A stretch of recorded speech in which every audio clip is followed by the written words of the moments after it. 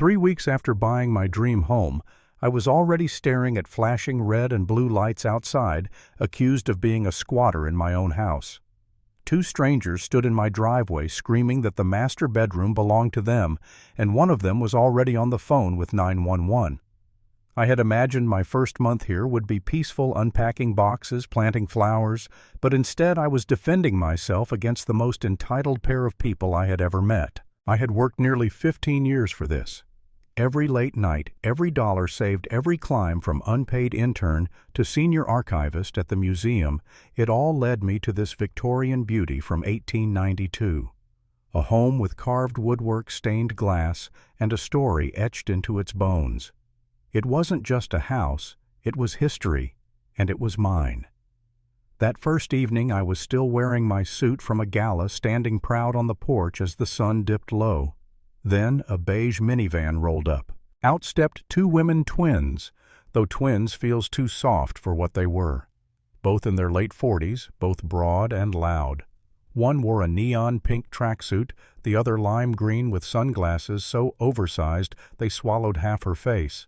Pink marched right up to me like she was storming Normandy, while Green hung back with arms crossed, smirking like she knew she'd already won. "So you're the one who bought it," Pink said, dripping venom. I tried to smile, said I was the new owner. She snapped, "Wrong. You're just a temporary occupant.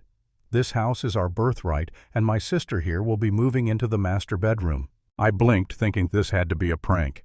"Ma'am, I think there's been a misunderstanding. I live here, alone."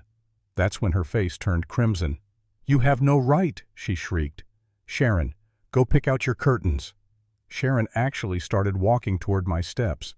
I threw my arm out to block her. "No one is stepping foot in my house," I said, voice hard. Pink pulled out her phone, jabbing at 911, screaming that I'd assaulted them, that I was trespassing. And minutes later, police lights cut across my brand new lawn. Neighbors peered from behind curtains. I stood on my porch accused of being a criminal in the home I had just purchased legally. The cops listened to Karen's performance. Yes, at this point I knew she was a Karen, her fake tears dripping as she painted me as some monster. Sharon clutched her arm, pretending I'd hurt her. But then the older cop Miller turned to me. I showed him my deed, my ID, every scrap of proof. He studied it, nodded, and told the sisters flatly, "This man is the owner. You are trespassing. Leave now or face arrest." Karen glared at me, eyes blazing. "This isn't over," she hissed. And it wasn't. The very next day, their campaign of harassment began. The minivan crawled past my house, blasting bass-heavy music at 2 in the morning. Pizza deliveries piled up at my door. A truckload of gravel nearly got dumped on my front lawn. Trash cans tipped rotten fish guts left on my welcome mat. Then came the HOA violations. Turns out Karen sat on the architectural committee. She fined me for having the wrong color mailbox. Forest green, she said. My perfectly normal black mailbox wasn't good enough. So I caved, spent a Saturday painting it green. Thought maybe, just maybe, that would end it. Wrong. As I painted, their van rolled by, Sharon pointing at me, laughing hysterically. That's when it hit me. They weren't just after the house, they enjoyed watching me squirm. My sanctuary was becoming a prison. Neighbors who once smiled now avoided eye contact. Karen had been going door to door painting me as the aggressor, saying I'd threatened them. Some believed her, and I sat in my study at night exhausted, staring at the walls, thinking maybe I'd made a mistake. Maybe I should just sell and leave. That night I whispered to myself, what if I'm the crazy one?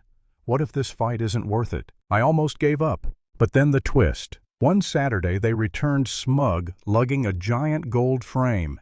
Inside, a brittle-looking will written in fancy script. Karen beamed. This is our proof. The house was never meant to be sold. It belongs to us. She expected me to crumble. But I'm an archivist. Authenticating documents is what I do. I looked once and almost laughed. The paper had been tea-stained to look old. The ink was modern. The handwriting used modern S's, not the long S common back then. And the name Jedediah. Wrong again, the true builder was Jacob. I tore their masterpiece apart in seconds. Their faces collapsed. Humiliation burned red across Karen's cheeks as they stormed off. That night something inside me snapped. Enough playing defense. If they wanted to twist history, I'd bring the truth. I spent nights buried in archives piecing together the real story. Census records, property maps, newspapers. And I found it.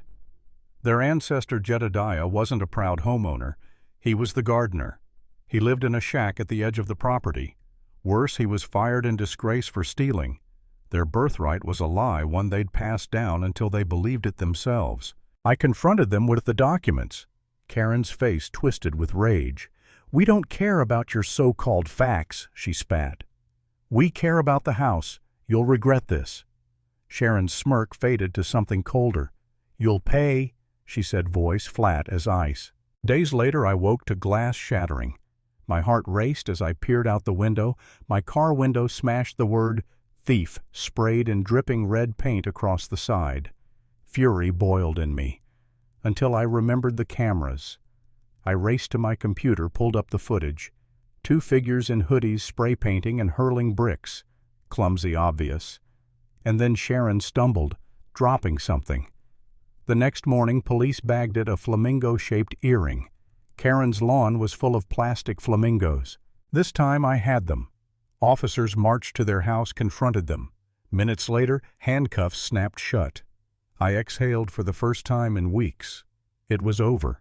But it wasn't. They were out on bail in less than a day. Turns out their husbands had deep pockets, and they unleashed a lawyer, Vance, a shark in a suit, the kind you see on billboards with "We win" or "You don't pay." He hit me with a lawsuit for defamation, invasion of privacy, emotional distress. His strategy: bleed me dry with legal fees. I was drowning in paperwork and debt. My savings evaporated. My car still wore the scarlet word "thief." I was tired, beaten down, cornered.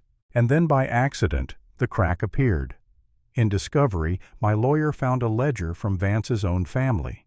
An entry from 1905, $500 paid to Jedediah Smith. Memo: for your silence. My blood ran cold. We subpoenaed more records, and the story unraveled. Jedediah wasn't just a thief. He'd been bribed by Vance's grandfather to smear Jacob, the true builder, with false accusations. Lies that destroyed Jacob's reputation and handed the timber contract to the Vance family. Their fortune was built on betrayal.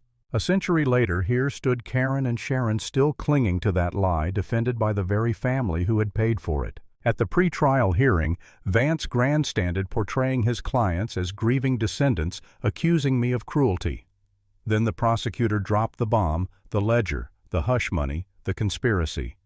Vance's face drained of color. Karen stared, stunned. Sharon's smirk finally cracked. The judge's gavel slammed, cold fury in her voice. Within the hour, their entire case collapsed. They pled guilty to vandalism, false reports, forced to pay restitution, and issue a public apology printed in the city's largest newspaper, where they admitted in black and white that their ancestor had been nothing more than a disgraced gardener.